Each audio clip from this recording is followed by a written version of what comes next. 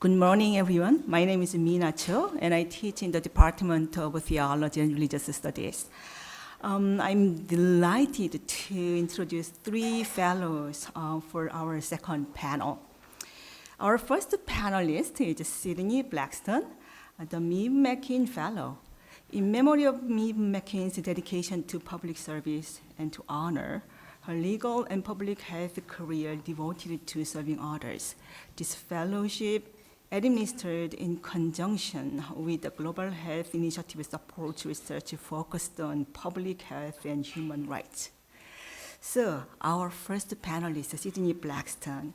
She's an undergraduate senior at Georgetown University, pursuing a Bachelor's of Science in Nursing with a minor in Justice and Peace Studies. She attends college on a Navy ROTC scholarship and will commission as a Navy nurse following graduation. Her project is focused on interviews with indigenous knowledge keepers and elders about wildfires and community impact. She spent 7 weeks in Kelowna, British Columbia, building relationships with the indigenous community located there and seeking out participants. So, Sydney, this is yours.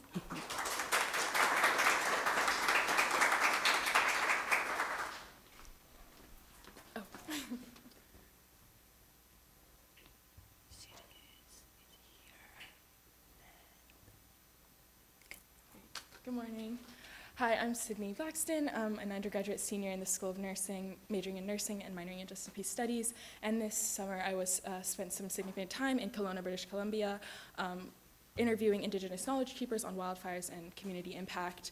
Kelowna is located about 5 hours outside of Vancouver. They had a really unprecedented wildfire season last year.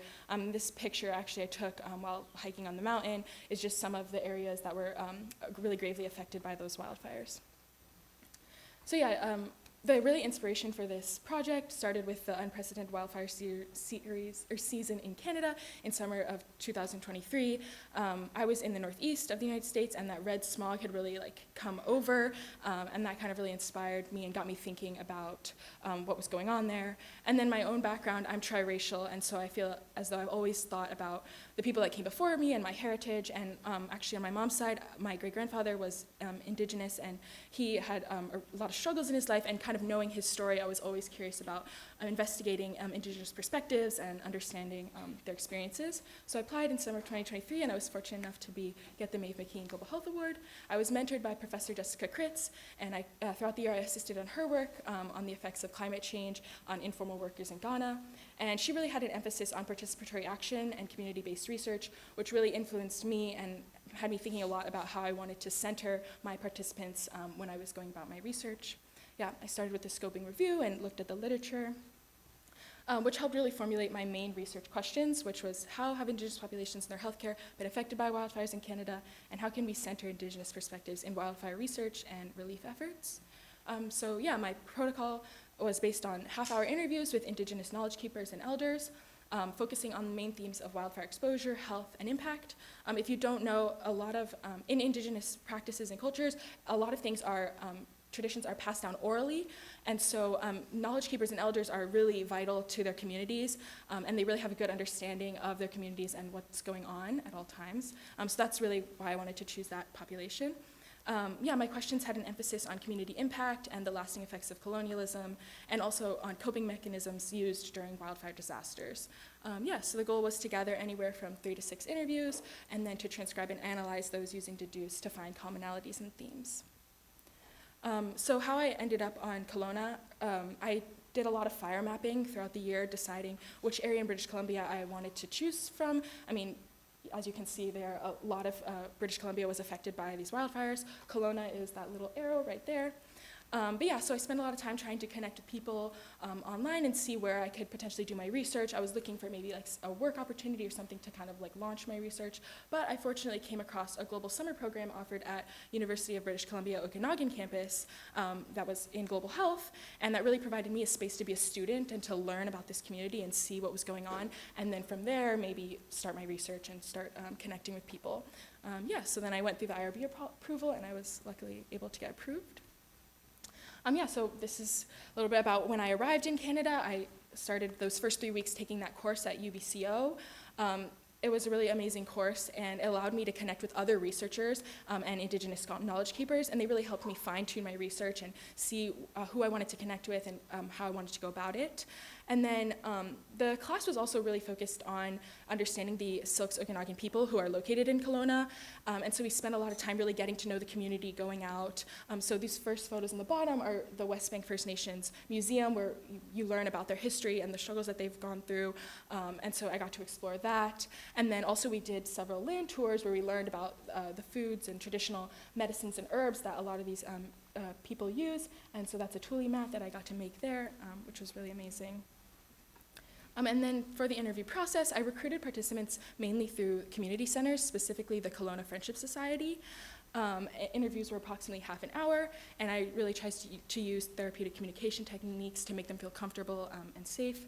And then I also had a feedback form at the end of my interviews, which I felt, along with my position as a student, I felt helped create an atmosphere of learning and that I was open to suggestions, and yeah, that was really helpful. And a really interesting story is that after my first interview with the participant, this participant ended up calling me and saying, "Hey, are you still around? Like, let's meet up. I want to give you something." So we met back up, and this participant actually gave me tobacco ties, and he was basically saying, you know, in our culture, we give these to knowledge keepers after we have gained some sort of information or knowledge from them as a way of gratitude. And I was so fortunate that he gave those to me. I ended up using those for the rest of my interviews. And I just felt I felt so grateful that he felt so comfortable to share that with me, and yeah. So my main findings, the biggest commonality that I identified by all participants were the damage to the ecosystems, how extensive it was, and that it really affected Indigenous access to food, water, and traditional medicine. I have some quotes here that just talk about how the wildfires come through and they really destabilize the land. And a lot of times this results in landslides that go into the river and destroy that ecosystem there. And so the Syilx Okanagan people really rely heavily on fishing in this community, so they're fishing salmon and things like that. And as a result of that, when those wildfires happen and then those landslides evidently really harm their practices.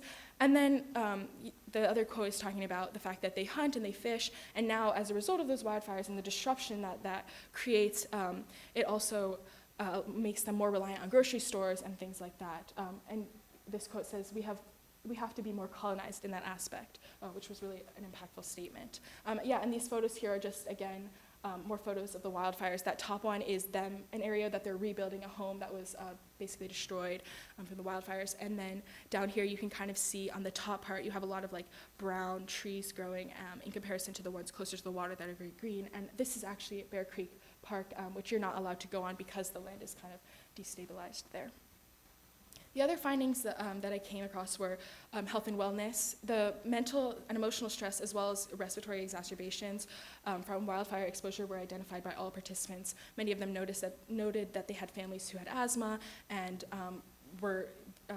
it was exacerbated because of the smoke, and then also just the stress of not knowing what was happening to their homes or where their families were when they were evacuating really contributed to their experiences. And then another thing that was really impactful was this idea of migration and resettlement. A lot of these people have to choose different areas of where they're going to settle down or locate as a result of the wildfires.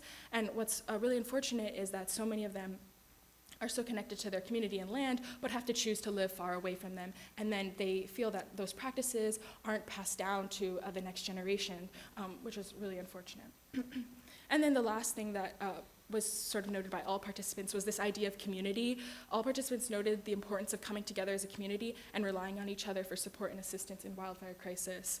This quote here just talks about how they support each other and they really open each other up as a family during these crises, and community continues to be a source of like a main coping mechanisms for these people. So yeah, in conclusion, the wildfire disasters have a complex array of effects on the Indigenous population in the Kelowna area, and there's really a grave need for improvement in the evacuation processes. A lot of the burden of the evacuation processes falls on community centers, and there's really a need for other government higher agencies to get involved and help these people. And kind of in that same vein, there's really a need to legitimize indigenous practices and traditions as they relate to the land. And these people have lived here for thousands of years, and they really have an understanding of wildfires, of how things grow, how we regrow things. And so that really needs to be legitimized, and in collaboration with local, provincial, and municipal governments to really make a long-lasting effect. And then lastly, I just felt that it was so impactful, their relationship to community, and that it continues to be a coping mechanism and resource for indigenous populations in terms of resilience to wildfire disasters. So yeah, that's all.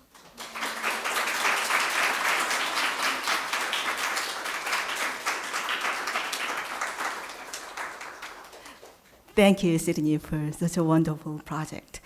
Our second panelist is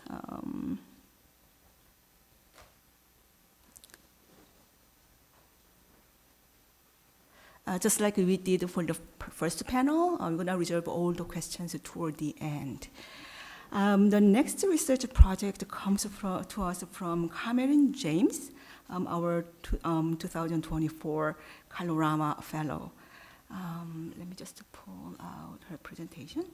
The Kalorama Fellowship provides funding for independent and original summer research projects in the humanities, social sciences, and environmental sciences through the Center for Research and Fellowships at GU. Cameron is a senior in the college, majoring in Spanish and Portuguese studies and linguistics. She is primarily interested in social linguistics and language access advocacy, particularly as they relate to global migration.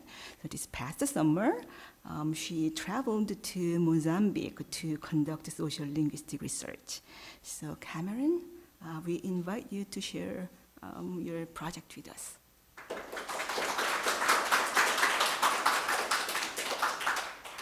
Yes. Okay. Oh, sorry. Hi, everyone. My name is Cameron James. I am a senior in the college majoring in Spanish and Portuguese studies and linguistics, not necessarily in that order.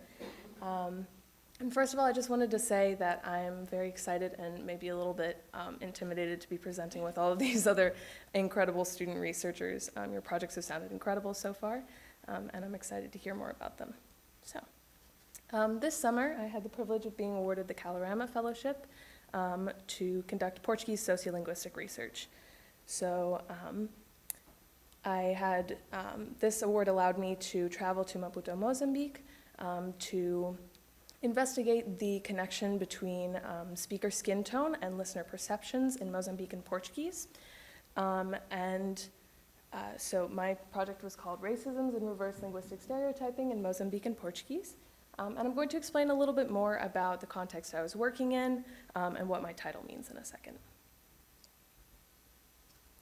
So Mozambique is located in southeastern Africa. It's a former Portuguese colony that formally gained its independence on June 25th, 1975, so pretty recently. Portuguese is the official language in the country, but the Constitution also recognizes several national languages, which is usually used to denote languages that were already spoken in Mozambique prior to Portuguese colonization. So about 50% of Mozambicans speak Portuguese as a second language, and only 6.5% speak it as their first language. So that means that the majority of Mozambicans who speak Portuguese are bilingual, if not tri or multilingual. And I decided to conduct my research in Maputo, the capital city, for a number of reasons. First one being that's where my local contacts live, so their support was obviously relevant in deciding where I was going to conduct my study. But second of all, Maputo actually has a much higher percentage of Portuguese speakers than the rest of the country. And this is due in part to the fact that schooling in Maputo is conducted exclusively in Portuguese. So in other parts of the country, it's also conducted in Portuguese along with a national language that is relevant to that region. So for that reason, it was a lot easier to find 80 participants that were proficient in Portuguese in Maputo, but I need to stress that my research may not be generalizable to the entire country. So yeah, through this project, I hope to explore to what degree does skin tone affect how individual speech is perceived in Maputo, Mozambique, and if evidence of this effect is recorded, what are the possible explanations for it? So I promised I would explain my title, particularly the part about reverse linguistic stereotyping.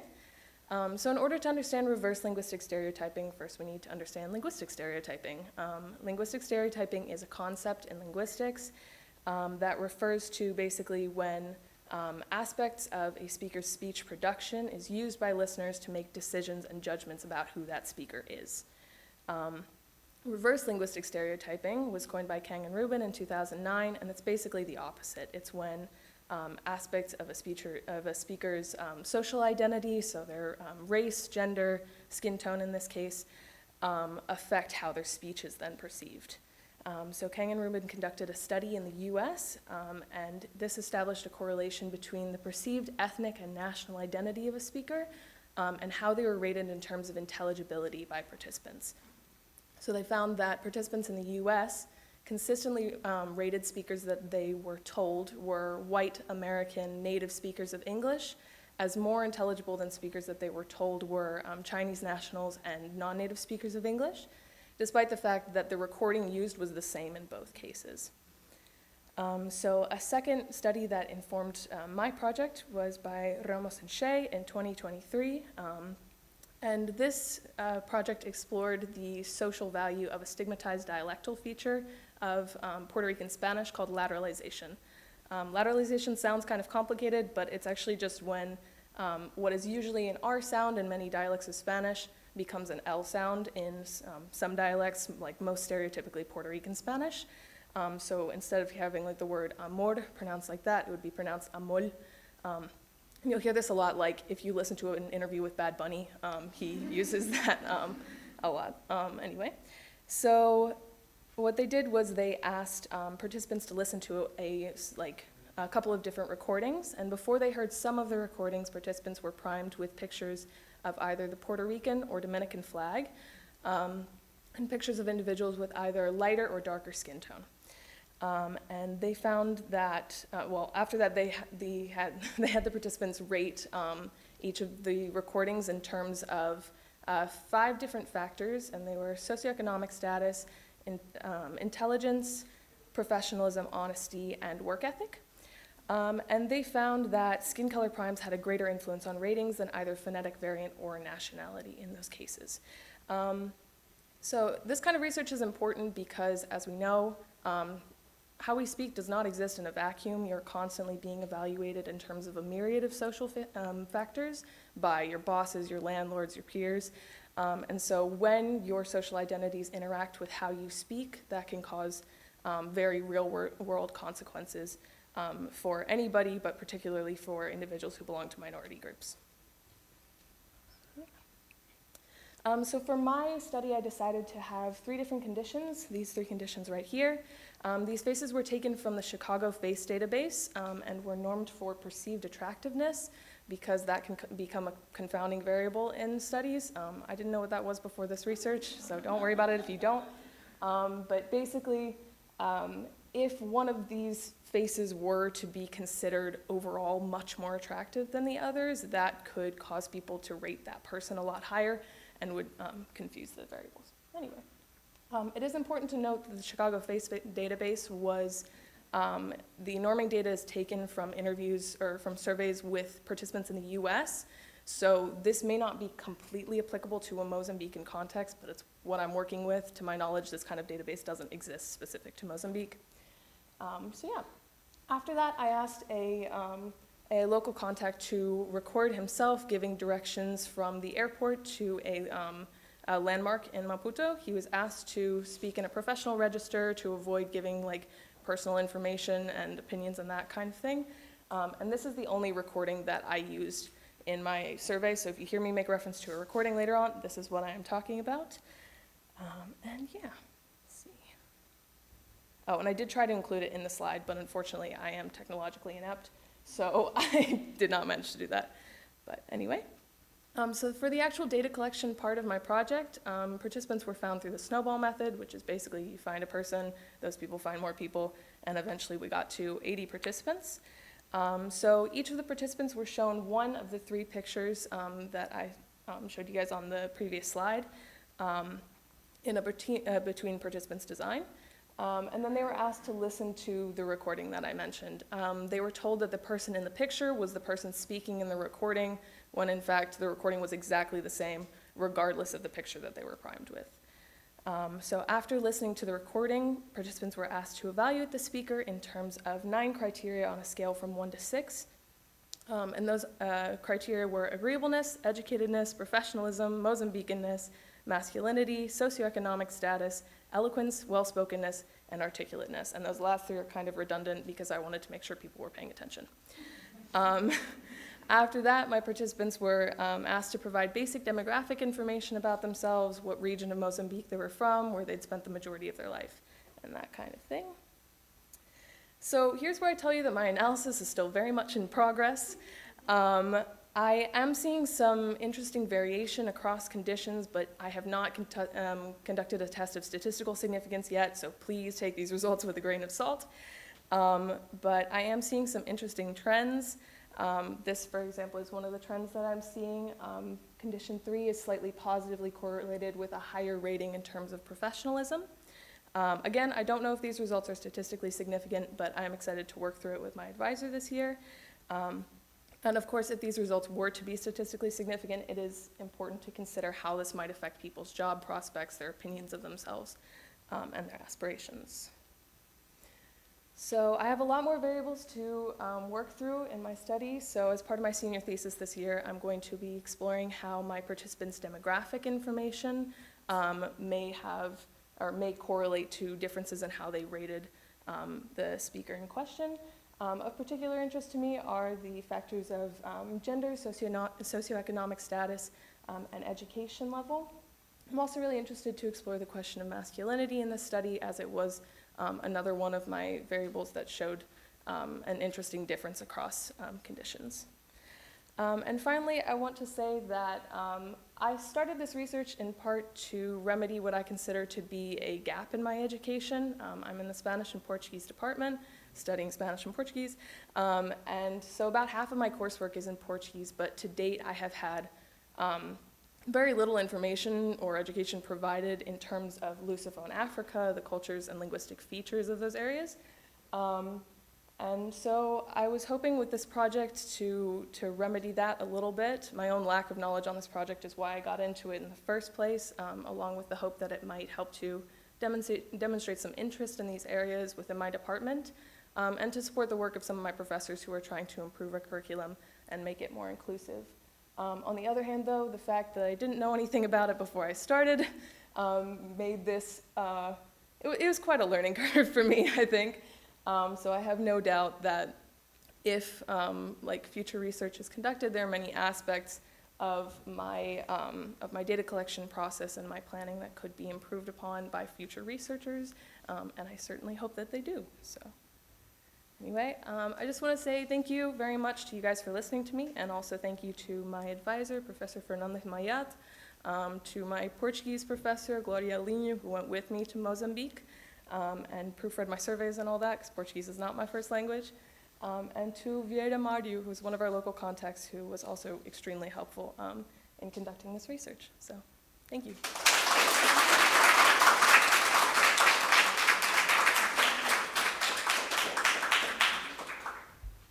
Thank you, Carmen, for such a wonderful and innovative project. Our last panelist this morning, let me just pull out.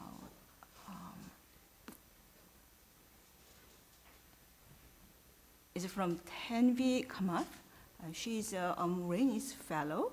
This fellowship also through the Center for Research and Fellowships honors the legacies of Lisa Raines and her steadfast work to contribute to the common good. During the summer, the fellows conduct independent research and participate in a weekly seminar.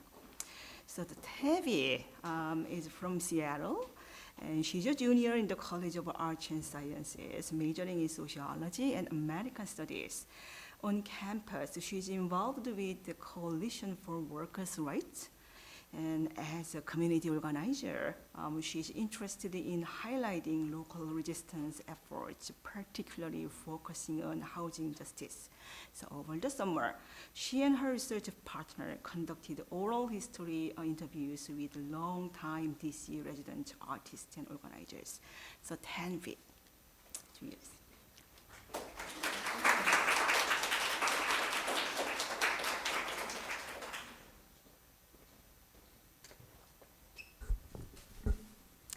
Hi, my name is Tanvi, and I was a Raines Fellow this summer with my partner Anna Broderick, who is not here unfortunately, but we conducted research about housing justice in DC, and the title of our presentation is Housing for All, Envisioning an Abolitionist Approach to Housing Justice in DC.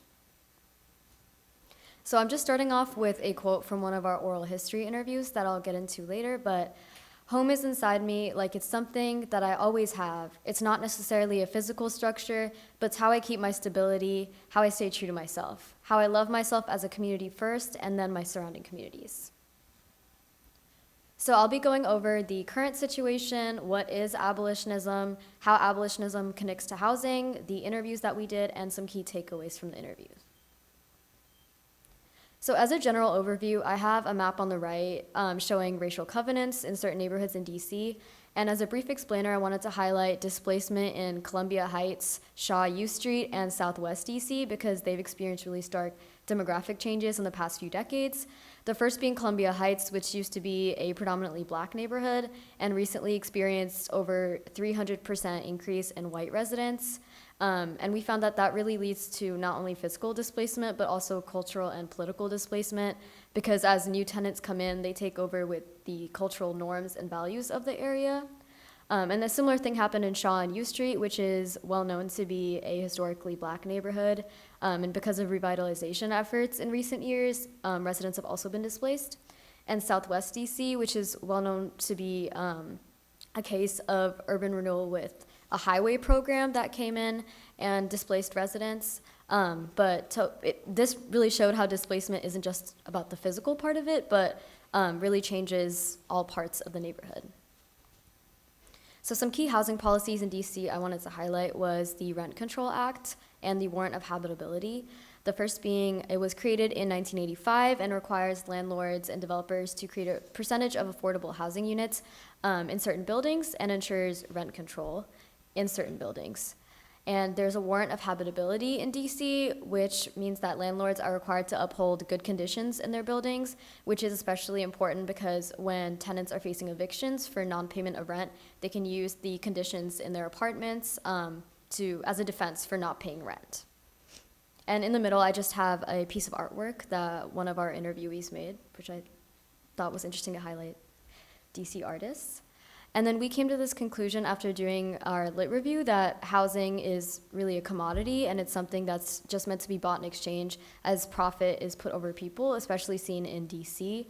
And it's not really valued as a place for rest, comfort, and flourishing for tenants, but is instead tenants' well-being are disregarded, and evictions are put in place to bring in tenants who can pay higher rent with the disregard for what would happen to tenants after they were evicted.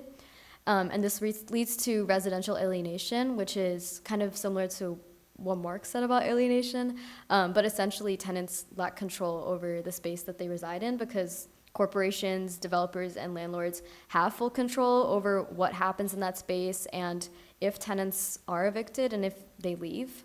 And as a result, tenants can't express themselves to their fullest potential in the place that they call home. So because of this, a housing crisis is perpetual and intentional and isn't a phenomenon as it's commonly described widespread. So what is modern abolitionism? So we wanted to approach modern abolitionism as a new way to look at housing because we saw that all the avenues that are currently put in place with the policy reforms that like DC City Council are doing aren't adequate enough to address needs. So it is a theory pioneered by Ruth Wilson Gilmore, W.E.B. Du Bois, and Angela Davis, calling on the transformation of society that abolishes all oppressive systems to build anew. And it is a continuation of abolitionism from enslavement. And some key aspects of it is that reform doesn't lead to liberation, and simple policy proposals in the long run just reinforce the current systems and don't address the widespread systemic issues. And a common focus of this is abolishing the carceral elements of it, like police and prisons, as they're both continuations of enslavement, with the police being a continuation of slave patrols and prisons still using unpaid labor. And it also entails the ability to imagine a future free from exploitation. A common misconception is that abolitionism is just about destroying and getting rid of, but the true focus of it is about building something new that's equitable for everyone. And it entails the ability to imagine something that is equitable, because that's kind of stifled in the current systems that we live in. So when thinking about how it relates to housing, there are a few different ways that people imagine it, one being decommodifying housing, and another being eliminating the criminalization of tenants, which occurs in a multitude of ways. One being that tenants can get rejected from certain housing because of their criminal record, and another being that evictions itself kind of put you in the court system and bring marshals to your door. And it also entails eliminating the spatial confinement of housing that leads to residential segregation, because people can't really live where they want to, and when this residential segregation happens, there's an intentional effort with lower infrastructure being put into place and a lot of discrepancies there. But the ultimate goal of it is to give power back to tenants. So for our study, we wanted to conduct oral history interviews to uplift the narratives of current DC residents and then connect that to the abolitionist framework that we were looking at earlier. So for recruitment, me and my partner both worked for housing justice nonprofits over the summer. I worked for the Latino Economic Development Center, and my partner worked for 1DC. My organization focuses on tenant organizing and is based in Columbia Heights, but does eviction prevention work across DC. And 1DC is based in Anacostia and is a Black-led housing justice organization. So both of us got our introductions to both of those neighborhoods because we weren't as familiar with it before, and spent most of the summer building relationships with these organizations and with tenants around DC. We also distributed flyers around community spaces and did outreach at the events that we attended, like tenant meetings, panels, book talks, research presentations, and more. So for our interviews, we ended up getting 4 interviews done this summer, and this is an ongoing project, so it's just the beginning. But I just wanted to highlight our interviewees for this presentation. Our first interviewee was named Mekdes, and they are a long-term resident of the DMV who currently lives in Silver Spring, Maryland. And they are a current eviction prevention canvasser and previously organized for sex work decriminalization. Our second interviewee was Cam, and they're originally from Chicago, but they've lived in DC for over 10 years and spoke a lot about that connection.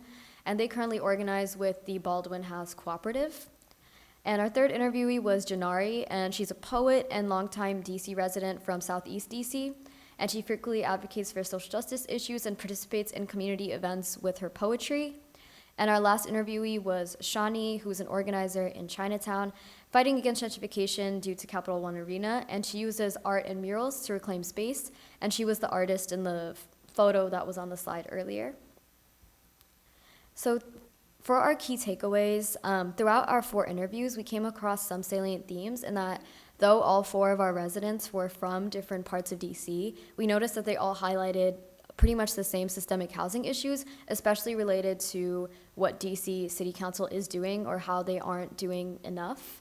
And we also found that most of them highlighted that housing justice was situated within the broader struggle for collective liberation and that it wasn't really a standalone issue for them. 2 of our interviews talked about how they approach housing justice from a Black feminist lens. Another one of our interviewees talked about when they were organizing in their cooperative that they really found it was connected to disability justice and ensuring safe conditions for the tenants in the building. And we also thought a lot about the role of artists within social movements because 2 of our interviewees, one was a poet and one was a muralist.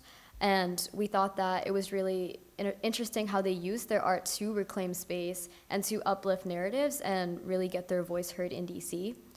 And though we didn't ask about abolitionism specifically in our interviewees, we found that they really connected to abolitionist practices and that people were already putting those practices into place.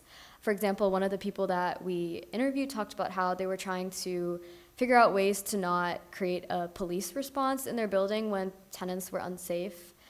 So we found that it gave us a lot of insight into the current struggles in DC and the elements of abolitionist practice that people are already doing and ways that it can be included in the future. So we created a zine, which is the photo on the right, highlighting poetry, art, and then the transcripts from the interviews. And we're hoping to create a physical zine, but for now it's online. And we have a website as well, abolitionisthousing.com, and it's on the QR code as well, that features the zine and then features the archive with the statements from the community and ways to get involved, because we want this to continue for as long as we can and recruit more people to really learn about how we can approach abolitionism specifically in DC. Thank you.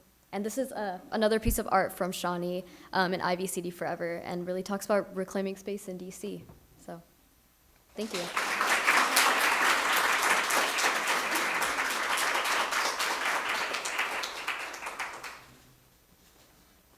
Thank you, Tanvi, for a beautiful project. We have about 20 minutes, but before then, I'd like to invite each panelist to the table in the front so they can engage your questions. I was just so much impressed with each of your work.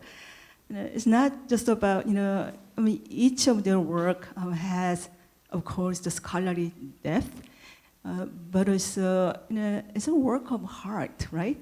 Yeah, just so much passion and deeply, deeply empathic and compassionate.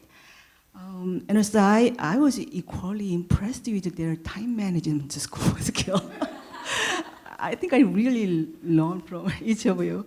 So without further ado, we'd like to open up the floor. So yeah, just like we did for the first panel, I think Lani is in charge of running the microphone. So if you raise your hand, she will hand a microphone to you. So when you address your question, please introduce yourself first. And those who join through Zoom, if you write your question in the chat window, your questions will be asked aloud here. So yeah.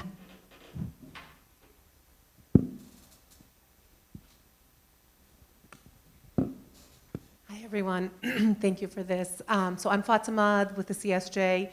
My question is less about the research itself, but the process to where you got to be able to do the research. So how you got the money to actually go and do this research in different places. And we have a lot of students here, so want to hear from you what got you to the place that you actually applied to one of these opportunities that Georgetown University affords, and if you have any advice for other students who might be interested, thinking about applying, but not go the extra mile of actually submitting an application. What can you tell us about that process, and what encouraged you to actually submit applications for these various fellowships at Georgetown? It's a question for all of the panelists. Thank you for that question. Yeah, I guess reflecting on my own experience, I was, like a lot of students, unsure if I was going to get this award, the Maeve McKean Award. They're the ones who helped fund this project. They gave me about $6,500 to go pay for my flights and my stay there and everything, which was wonderful. But yeah, I just was curious about something. I just saw an issue occurring, and I just did a little bit of research, was just kind of thinking that this could be something really cool to explore, and I ended up writing something up and submitting it. And so yeah, I would say, like, just take the leap of faith, and you don't have to be 100% sure on anything at all. I certainly wasn't, and but just being able to do it and go through it, and then I was paired with a mentor, and I just learned so much just about research, but also just about people and connections, and those are just life lessons that I'm going to carry with me forever. Yeah, thank you. I think I'd say the same, honestly. I was definitely in that place, like, when I wrote and submitted my application, like, nah, they're not gonna give it to me. Because I was like, they can definitely tell that I don't know what I'm doing.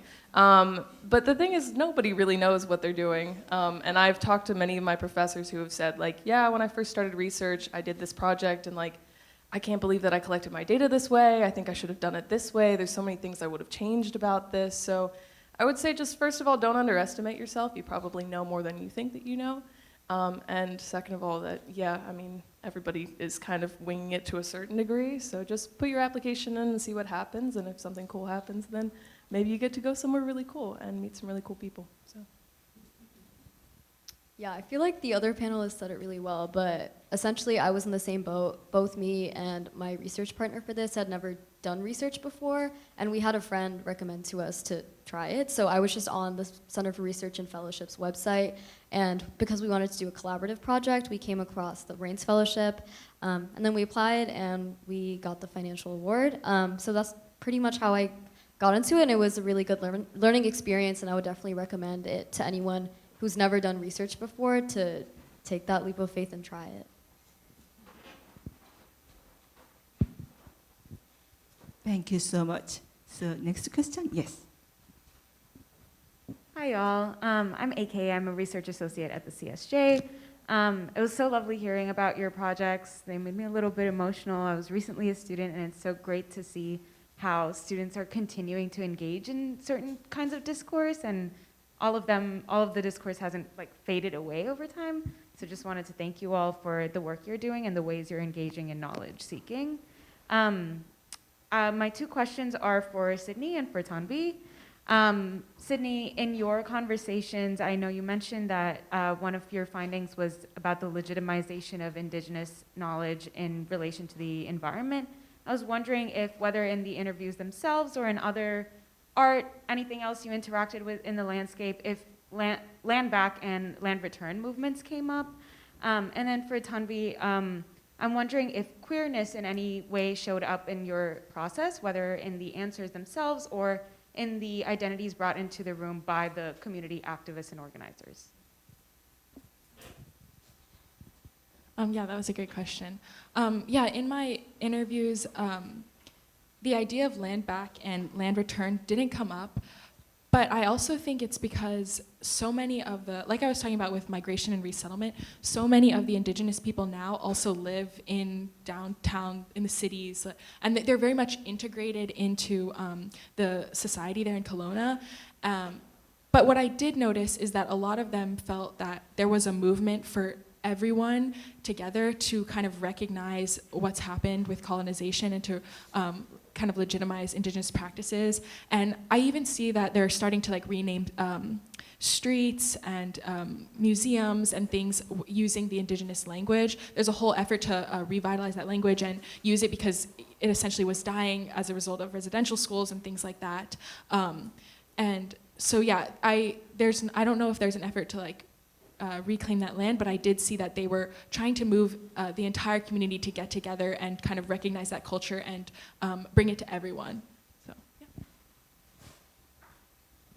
Thank you for that question, AK.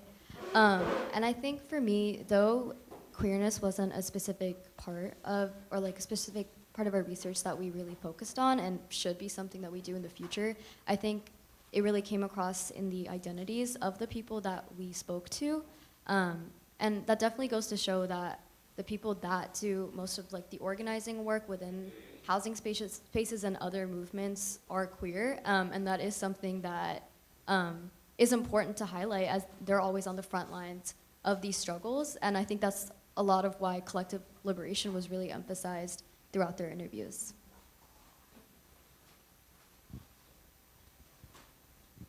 Thank you.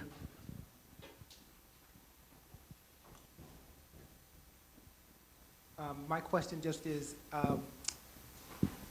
for all three of you, is there a person or one thing that you'll most remember about your trip, something that someone said to you that 20 years from now, maybe you're the moderator, you'll remember most about your trip?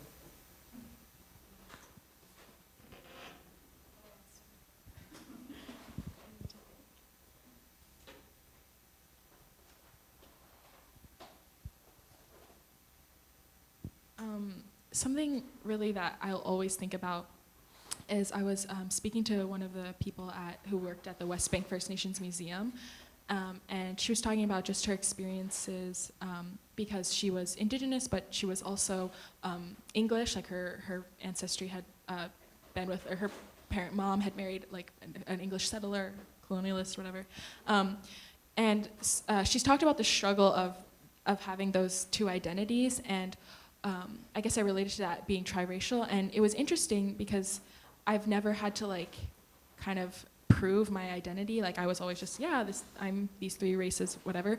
But there, you actually have to have a card to prove that you're Indigenous, which I just thought was so strange. Like I could never imagine having to prove my identity to someone, and I just felt that was just so stark because, you know, yes, she is these two identities, but why is she having to prove one of them? And a lot of times, like, if you didn't have that card, you couldn't live on your reservation, you couldn't live with your community, and if you married someone who was white, or you would essentially lose your card, and yeah, that was just so stark to me, and it showed or demonstrated like the lasting implications that colonialism has had on these populations. Yeah, I think probably one of the interactions that stood out the most to me was I was talking to a playwright in Mozambique. And so the majority ethnic groups and languages in Maputo specifically are Shangan and Ronga. And so the majority of the people that I was talking to were speaking Shangan a lot of the time. And this playwright told me, did you know that South Africa and Mozambique are the same nation? Which for me, my family comes from South Africa, so the legacy of apartheid is very present in my mind always when I'm talking about racial discrimination and colorism and that sort of thing. And I said, sorry, because, you know, to me, those histories are very different. Mozambique had a very different kind of colonization than South Africa and a very different post-colonization. But he said, yeah, no, you know, like, when the colonizers got here, yeah, they drew a line, but we were here the whole time. And there's Shangan speakers here on this side of the border, and our cousins are down there. And we're all one big family, basically.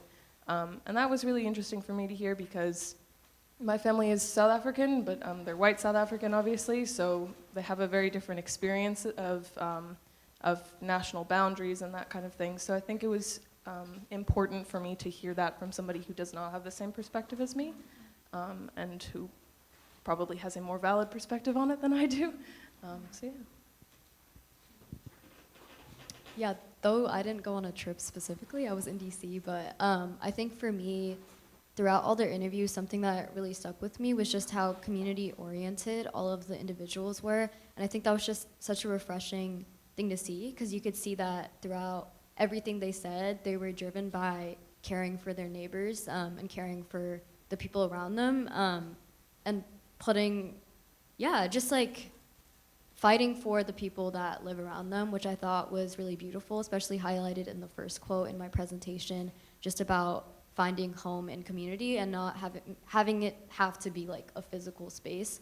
And that gave me a lot of like radical optimism for what a future could look like for housing, not just in DC, but all over. Beautiful. Thank you. Thanks to the three of you very much. Andrea with the Center for Social Justice.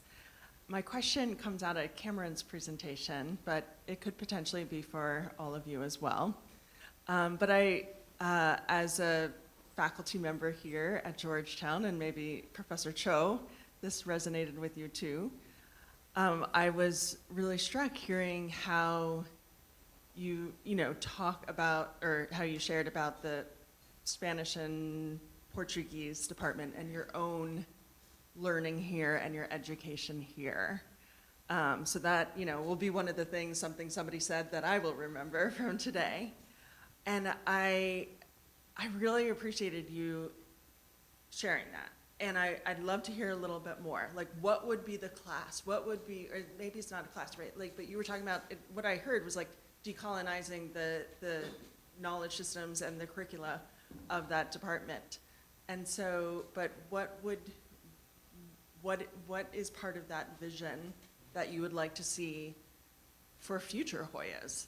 And also in both, in the fields that you are too, what would that be?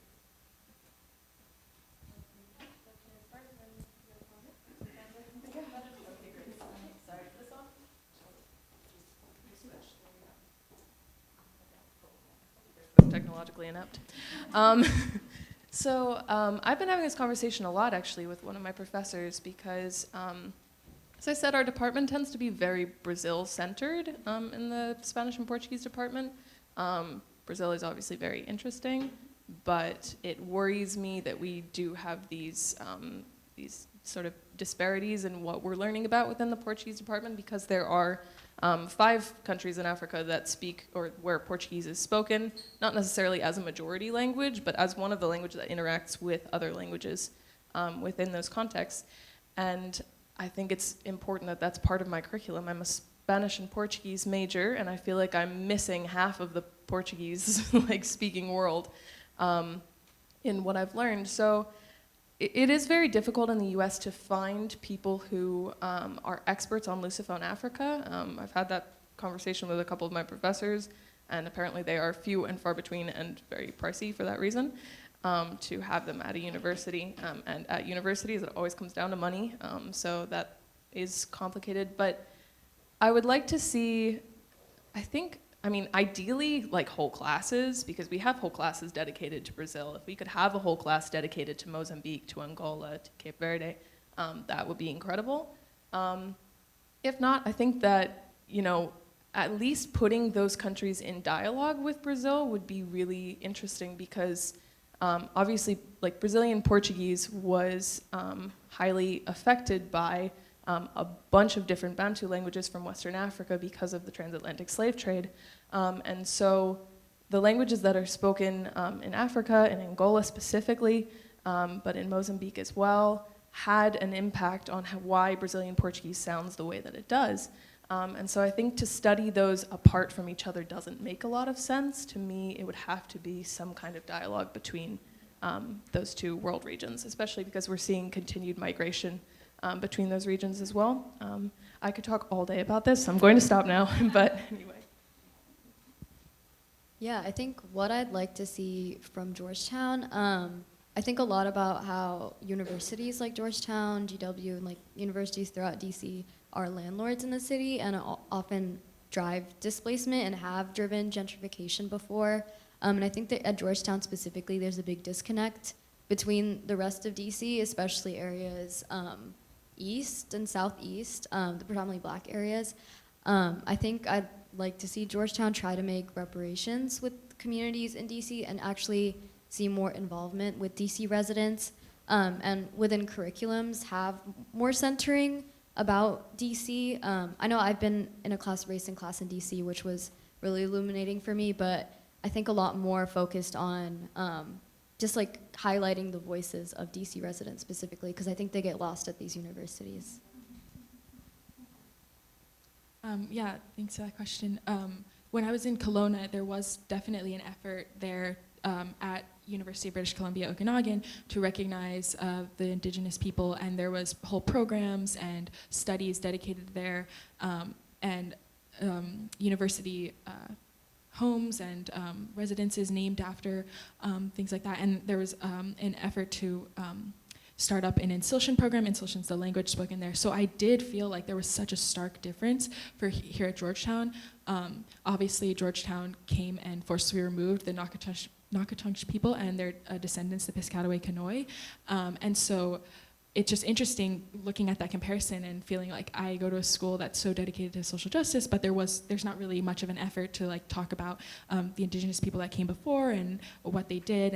And then also it's interesting too, because at Georgetown I feel like there's a lot of students who are really dedicated to combating climate change and are interested in, you know, the environment and all those things. And I really feel that we can't accomplish that without Indigenous-led initiatives and without you know, including Indigenous people in those discussions, because of just how much knowledge they have and the history that they have with the land. So.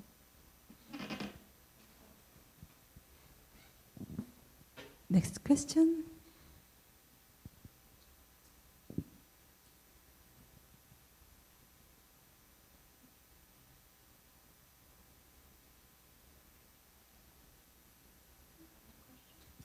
So I'm going to take an advantage of being a moderator. And I think my question is also related to previous questions. And I just wondered, you know, through this wonderful project, if there is anything that kind of changed your perspective to the world and the way you interact with the people. If you can share, each of you.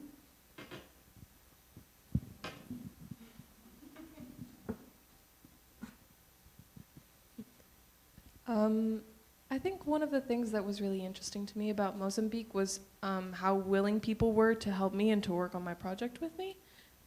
Even when I wasn't like paying them necessarily. My participants were paid, don't worry about that, but people who weren't already involved in the project were really willing to help me, to like, you know, lend their Wi-Fi, or like, hey, you can come do the interview in my house, and that kind of thing. And I think that this comes from sort of a system of like reciprocal favors in Mozambique. So instead of necessarily everything being about how much you're being paid for something, it's the idea that you're constructing a relationship with somebody, you help them and they will help you. And I think that moving forward, I think that's a good, or for me at least, a positive ideology to take into my interactions with people. The idea that maybe I'm just getting something out of the interaction just by being a part of it. And that, you know, hopefully at some point, if I put effort into something, that person will then consider me worth their effort as well. So anyway, I thought that it was interesting. I thought it was a bit of a difference from what I usually feel here in the US. But yeah. Something that really stood out to me was, I think in DC, people are always talking about what they're doing and their jobs and their careers and everything. And so, you know, you feel that pressure of like, oh, I've got to do this and I've got to have my resume. But when I was in Kelowna and I was interviewing participants, they would simply start by introducing themselves in their language. And then they would talk about, I descend from this person and this was my parents and they're a residential school survivor or whatever. And it was struck to me, I was like, why don't I introduce myself like that? That, you know, I'm a descendant of a Korean immigrant and my dad's black and my mom's white, and why don't I talk about, you know, those things and the culture and heritage that makes me who I am, as opposed to starting off the interview with being like, hi, I'm Sydney, I'm an undergraduate student at Georgetown, I'm a researcher, you know, and that just was so powerful to me that, you know, we come from all these people and our families and our culture, it shapes us, and that's really more important than, you know, where you're studying or like, do you have a PhD or not? Yeah. Yeah, I think very similar. I think being in the Georgetown bubble is, it kind of like the opposite of motivates me. I can't figure out the word right now, but like it's hard to just see people just striving for like certain like consulting, military, government jobs. But it was really refreshing this summer to actually meet people organizing in their communities and actually working to create these tangible realities within their communities. And this summer was definitely the most of DC that I've ever seen, just going to parts of DC that I'd never been before, going into apartment buildings that I'd never seen before, and just meeting tenants firsthand, I think was very inspirational for me. And yeah, I think for me, I think a lot about my positionality as like someone coming who's not from DC and being a student, and how important it is to center these voices. And I'm really glad I got to meet all the people I did this summer. Anyone have more questions? Yes.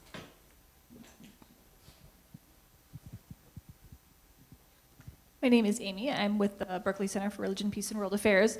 I was wondering if each of you could talk a little bit more about your specific interview methodology and how you found the actual experience of interviewing, because it seems like you each used a little bit different techniques and methods. So I was wondering if you could just talk a little bit more about why you chose to do what you did and what you learned, both as a researcher and as a human being, about what that method reveals and what maybe it doesn't.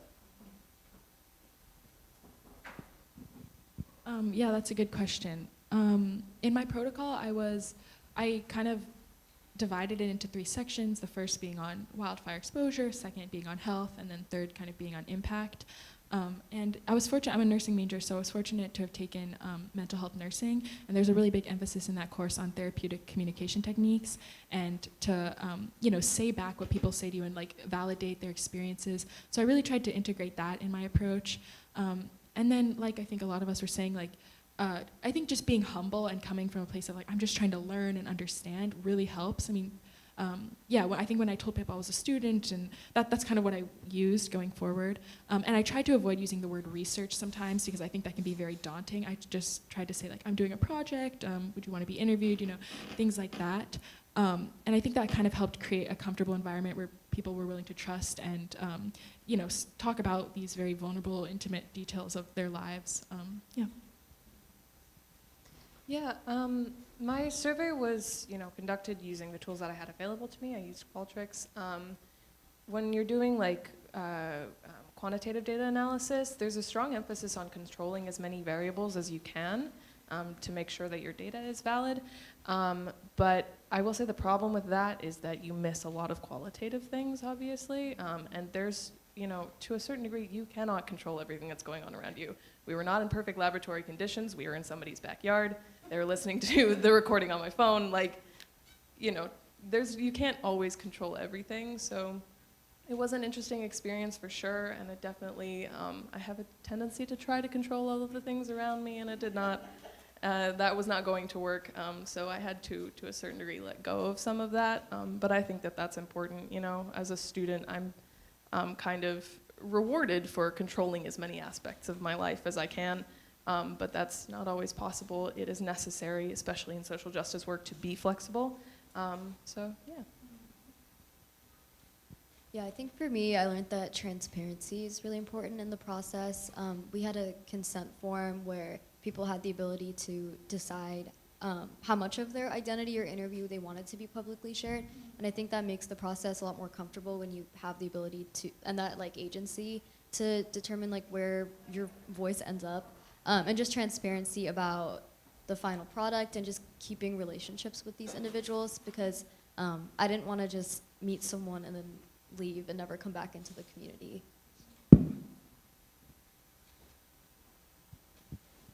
Yeah, I think you're just a little bit early, but that means that you have plenty of time to engage with each panelist and also each other over lunch.